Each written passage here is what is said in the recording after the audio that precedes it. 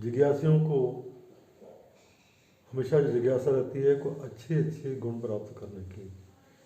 वो गुरु रास्ते दिखाने वाला कोई भी व्यक्ति हो सकता है, वो दिल में भाव नहीं रखना चाहिए कौन है वो क्या है क्या।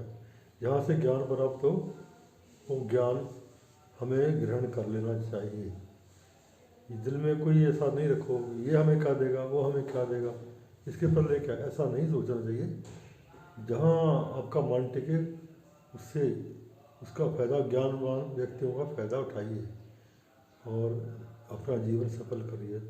इसीलिए मैं ऋषिकेश जाता हूँ, मेरे गुरु जी हैं श्री मूल शंकर जी, मैं उनके दर्शन के लिए आता हूँ। और हमेशा मेरी ये रहता है कि अच्छे से अच्छे गुण साथ लेके जाऊँ अपनी गंठड़ी में जो मेरे काम आए। तो मैं 18 तारीख को यहाँ पहुँचा था ऋषिकेश में। इधर मैंने भ्रमण किया, गंगा दर्शन किए और काफ़ी कुछ देखा। उसके बाद फिर हम ज्ञान भी ग्रहण करते रहे, साथ साथ खाते पीते भी रहे, मौज मस्ती भी होती रही और काफ़ी कुछ ज्ञान प्राप्त होने के बाद आज हमारी जो नियमित यात्रा है वो समाप्त हो रही है। शाम को हमें गाड़ी पकड़ना है 5:20 पर हमारी गाड़ी है। तो अब समय है नमस्कार करने का, विदाई लेने का। तो मैं कहा बात कर लूँ। बहुत लोग मिले, ध्यान करो ध्यान करो, ध्यान में बैठो। मगर जब मैं खुद, मेरा ये हाल है कि मैं ध्यान में बैठता हूँ तो मुझे दिखाई कुछ देता नहीं। गुरबाणी भी कहती है न रूप न रेख न रंग किश त्रय ढूंढते प्रभ भिन्न, जिसे बुझाए नानका नानक सो प्रसन्न। तो अब ये विधि हमको नहीं पल्ले पड़ रही है, तो मैं इधर उधर पूछता हूँ। तो यही बात मैं उनसे पूछी आज। तो वो विधि हमको बताने जा रहे हैं कि कैसे आगे बढ़ना है। तो आप भी सुनिए, जो श्रोता है जिनके पास जाएगी तो आपके भी काम आएगी बात। सुनिए ध्यान से। चलिए। हरिओम हरिओम हरिओम भगत जी, आपने नियमित आते रहते हैं आप, और पहले भी आपने जिक्र किया था कि ध्यान की विधि क्या है। मैंने वो बताया भी था, मैं फिर से उसका, आप पूछते हैं तो बताऊंगा और बार बार बताऊंगा। आप जब भी पूछेंगे मैं बताऊंगा, जितना बन सकता है मैं इसमें आपका योगदान करूंगा। ध्यान की विधि असल में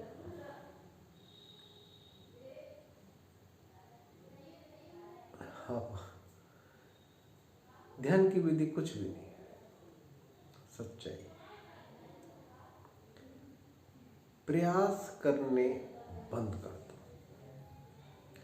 सबसे महत्वपूर्ण विधि जो है, प्रयास करने बंद करते हैं। ध्यान करने का प्रयास, तो जो प्रयास कर रहे हैं वो कर्म कर रहे हैं। अब जैसे पतंजलि योग दर्शन में भी इसका है,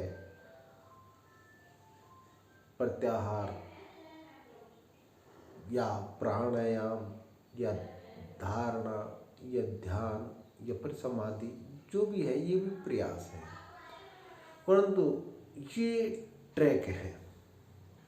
जब हम प्राणायाम करते हैं तो वो क्या है, एक्चुअल में होता क्या है।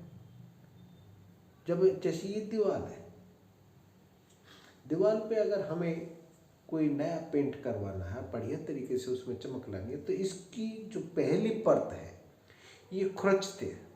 पेंटर लोग इसको खुरचते, खुरच के बिल्कुल साफ कर देंगे। जो पहले वाली ओरिजिनल दीवार है, यानी कि सीमेंट और वो बदरपुर से रेता से जो बनी हुई है, उस सीमेंट को उसको निकालेंगे। फिर अपनी जो भी है लेयर वे चढ़ाएंगे। तो कहने का ये है कि असली स्वरूप पे जाना बहुत जरूरी है। हम प्राणायाम के द्वारा उस असली स्वरूप तक जा सकते हैं। प्राणायाम क्या करता है? हमने प्राणायाम किया तो प्राणायाम करो, ध्यान लगाओ और आसन सिद्ध करो 2.5 घंटे का, और आप पहुंच जाओगे समाधि में। परंतु अगर ध्यान में पहुंच गए तो वहां पर प्राणायाम की भी जरूरत नहीं है और आसन की भी जरूरत नहीं है। किसी भी आसन से बैठे हैं आप ध्यान में ही पहुंच गए। क्योंकि मैंने देखा है राजा जनक को न तो प्राणायाम सिखाई और ना कोई योगासन सिखाया, ना कोई किसी प्रकार की आसन की विधि बताई, डांट ज्ञान दिया। उसके जो हैं उन्होंने 8 जगह से वो टेढ़े का मतलब ये था अष्टावक्र का कि वो 8 अंगों को टेढ़ापन बताया, रास्ता गलत गलत गलत गलत इस तरीके से बताया। वो टेढ़े ज्ञान, वो खुद टेढ़े नहीं थे परंतु टेढ़े रास्तों से घुमा फिरा के ना ले जाके सीधे रास्ते ले गए और ध्यान में उतार दिए। यानी कि तुम अपने स्वरूप में अपना ही स्वरूप का ध्यान करो कि मैं हूं क्या, मैं क्या हूं। बार बार अगर अष्टावक्र गीता पढ़ेंगे आप तो वहां पर किसी प्रकार के ध्यान करने की विधि नहीं बताई गई, सिर्फ ध्यान हटाने की विधि बताई गई है। लौकिक व्यवहार से, लौकिक व्यवहार से ध्यान हटाने की विधि का ही काम प्राणायाम करता है और आसन भी करता है और भी जितनी भी क्रियाएं हैं, धारणा ध्यान। जो धारणा है, धारणा यानी कि मैं क्या हूँ, और ध्यान यानी कि मैं ज्योति स्वरूप हूँ, और समाधि जब मैं ज्योति स्वरूप हूँ तो मेरी एक्टिविटीज हो ही नहीं सकती। इस शरीर की, मन की, दिमाग की वो एक्टिविटीज तो बाहर की है, वे क्रियाएं तो बाहर की है। मैं फिर ध्यान में कैसे उतरूं? मैं तो ध्यान में उतरने की तो तब बात आए जब मैं इससे बाहर हूं। मैं तो ध्यान में हूं ही, मेरा स्वरूप ही ध्यान है। मैं आनंद में हूं, परमानंद में हूं, अहम ब्रह्मास्मि। जब हम कहते हैं ना, नॉर्मली कह देते हैं कि अहम ब्रह्मास्मि, मैं ही भगवान हूं, मैं ही ब्रह्म हूं, तो उसका मतलब ये होता है कि असली में मेरा स्वरूप ही ध्यान है। ज्योति से कहोगे कि तुम चैतन्य हो, तुमसे प्रकाश निकल रहा है, उससे कहो या ना कहो तो निकल ही रहा है। तो कहने का ये है कि जब हम अपने स्वरूप को पहचानते हैं, जिस तरीके से चंद्रमा अपने स्वरूप को जब पहचानता है तो पूरे ब्रह्मांड की यानी कि पूरे पृथ्वी की तरफ, पूरी पृथ्वी जो गोलक है उसकी तरफ भी जाता है उसका ध्यान। तो इसी तरीके से अपने स्वरूप का जब हम ध्यान करते हैं तो वो भी क्रिया है, करते हैं। मैंने किया तो मैंने कहने वाला कौन है? वो बुद्धि है। यंत्र कौन है? मुख है। बुद्धि जो है मुख के द्वारा यंत्र का उपयोग करके बता रही है। वो बता किससे रही है? तो ब्रह्मांड में द्वैत तो है ही नहीं। तो अपने स्वरूप में उतरना ही ध्यान है, यही ध्यान है।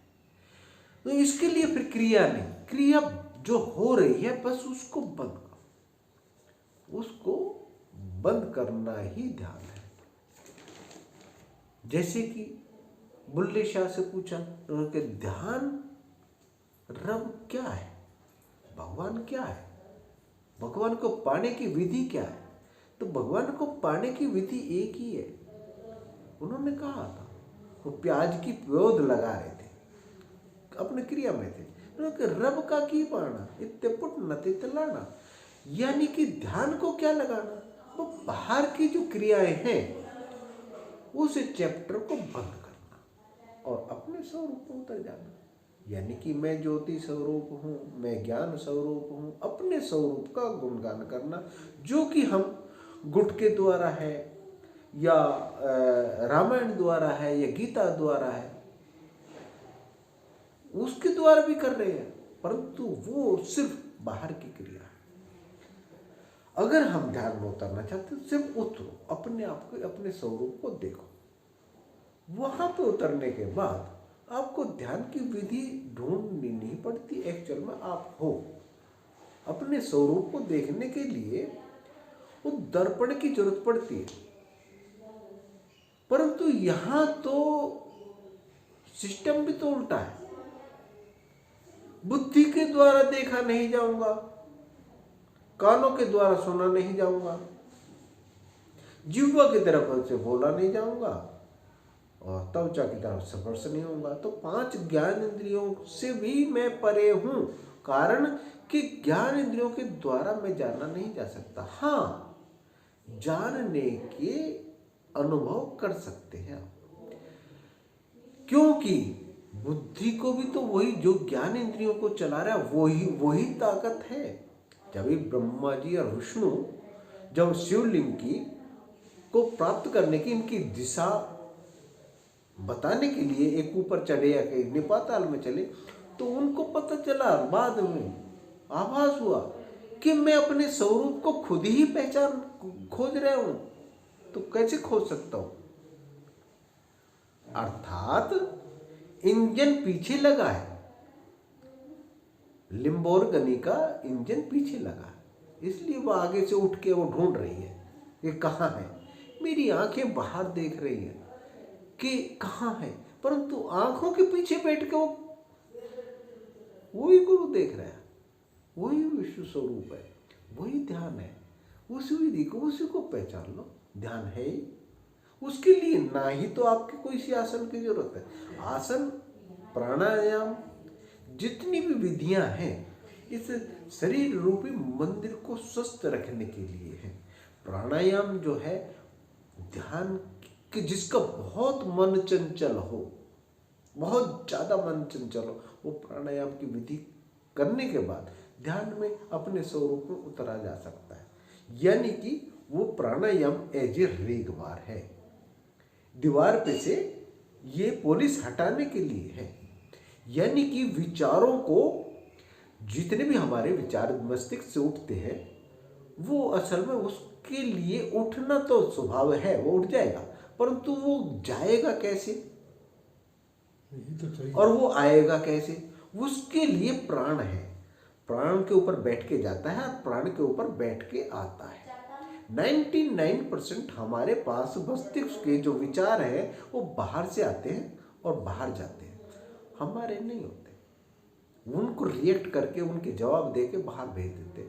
तो इसको क्या करता है प्राणायाम, क्या करता है, इसको इतना हीटअप कर देता है कि इसके ऊपर बैठना, वायरस का बैठना, प्राण के ऊपर बैठना उसको मुश्किल हो जाएगा। हाँ, तो प्राणायाम इतना सूक्ष्म हो जाता है। प्राणायाम से प्राण जो है, जो हम श्वास ले रहे हैं कि ऑक्सीजन, परंतु ऑक्सीजन फेफड़ों में जा रही है, पेट तक, नाभि तक भी जाती है। जो प्राण है उसके ऊपर जो है, ऑक्सीजन के ऊपर बैठ के, प्राण के ऊपर बैठ के विचार आ रहे हैं, वो विचार बैठना बंद कर देते हैं। विचार सूक्ष्म जो है प्राण के ऊपर नहीं बैठ पाते, वो अंदर उसको जब ये इसकी कुछ विधियां भी है, जैसे ये नाक चलता तो ये खोपड़ी चलती है, इसमें विचार चलते हैं। ये नाक चलता तो ये भी खोपड़ी चलती है।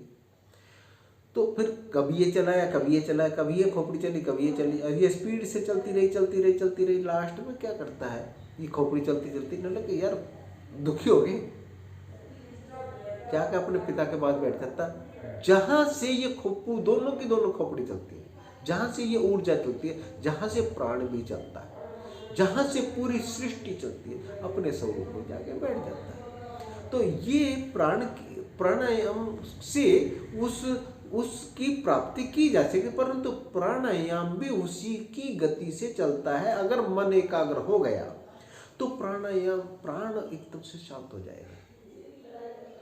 ये समाधि जो है, जिस भी आसन में बैठे, मैं नहीं कहता स्वस्तिक आसन में बैठो, सिद्धासन में बैठो, पद्मासन में बैठो, जिस भी आसन में बैठे हो उसी में उतर जाओगे।